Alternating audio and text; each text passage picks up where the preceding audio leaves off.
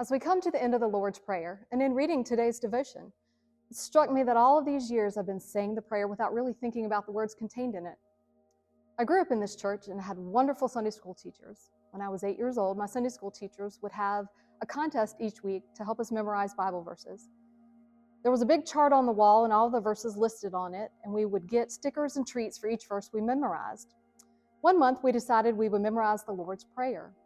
Each week, we worked on a specific section of the prayer, and I'm sure we discussed the meaning of the words such that it related to a third grader. I remember being so proud to get a sticker on the chart that I had finally memorized it, and also being really proud when I could sit right here in this very chapel and recite that prayer alongside my mom during the worship service. At age 8, I really didn't understand the words I was saying.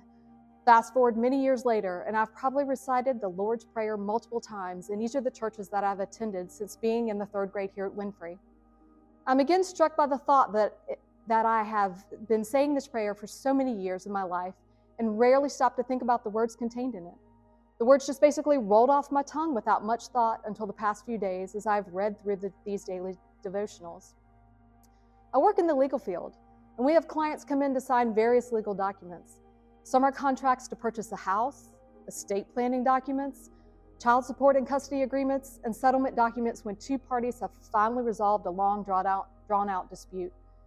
During these meetings, the client is asked, "Do you understand what you're signing, and do you realize you are agreeing to abide by the terms of what is written in the documents?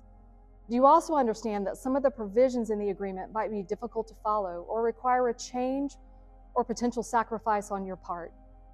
Today's devotional specifically looks at the last word in the Lord's Prayer, Amen. The word Amen means I agree.